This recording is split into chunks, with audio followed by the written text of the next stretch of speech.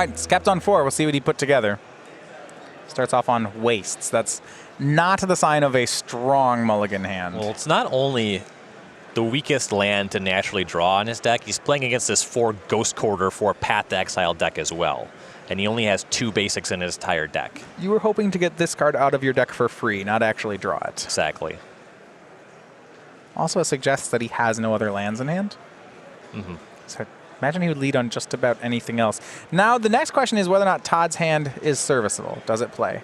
And one of the things that's going to be really rough here for Jake, you see Crucible of Worlds in Todd's hand. And on the other side, Ghost Quarter. Yeah. So he's going to go to work here. The turn 2 Tarmogoyf as well. So Walking Ballista on 1, the play for Peralez. And Azusa Lost but Seeking.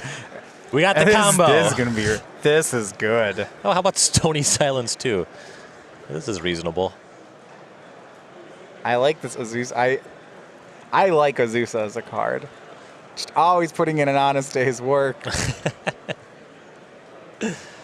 So we talked to Todd a little bit about this card, and it's the initial impression you get. Azusa is a 1 or a 10 in this deck, and this is one of those games where it's going to be a 10. So even if he doesn't have the 4th land, he's going to play Crucible here. It's no problem. Next turn, he taps 2, floats 2 mana, Ghost Quarters himself, casts Azusa, plays the Ghost Quarter out of the yard, plays the Ghost Quarter out of the yard. Thanks for playing. Yeah. Swing for 1 from Jake. He doesn't know what's about to happen, and it's going to be real bad for him. Yep. Draw. Oh, another Ghost Quarter for Todd. That makes it easy. We don't have to Ghost Quarter ourselves anymore. Now he can just Ghost Quarter Jake 3 times. Play Azusa. Yeah, this is going to be great. Azusa Lost but Seeking. Ghost Quarter. That's land 1. Quarter one of your lands. Okay. Ghost Quarter. That's land number 2. The Ghost Quarter one of your lands. Oh, you're out of basics. All right. Sweet.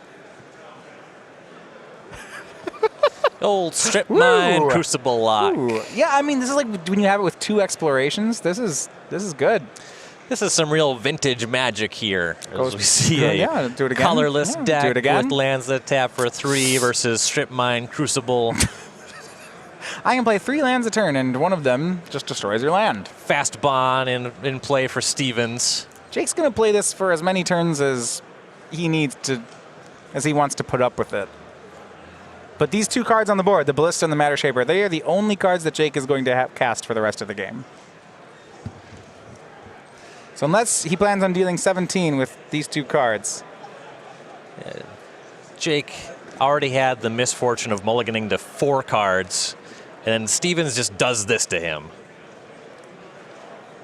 Don't let anyone tell you that Azusa is not great in every deck.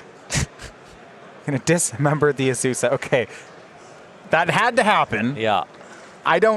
Now it means he gets to still. I mean, so now instead of 3 Ghost Quarters per turn, it's 1. Well, he already has the Ghost Quarter in play, and he has the one in the graveyard. He doesn't even need the one in play because Crucible would just let him rebuy it anyway. Well, the one in play means he can do 2 Ghost Quarters this turn. Yeah. He wouldn't be able to do that if there was only 1. Correct. So he can get both the remaining lands. Yep, Ghost Quarter. Ghost Quarter, okay. You're out of lands. Cool. Stony Silence. Sure. Turn that Ballista off. Creature, land, in graveyard. It's a 3/4 Tarmogoyf. It can block. And you don't have to worry about about Walking Ballista finishing off the Tarmogoyf in combat. Well, first of all, because it would put an artifact into the yard, but second of all, because Stony Silence happened. Here comes Swords to Plowshares out of the Crucible Strip Mine deck. Yeah, you can go get a basic, huh? Or not. There goes Matter Shaper. There goes the land again. Tarmogoyf will swing for 4. Some good, clean magic happening here. Jake's down to... I like that if Jake doesn't concede here, Todd can go for the perfect finish. See, he can path the Ballista, and then he can win. He can do no permanence in play. I'm a big fan of that.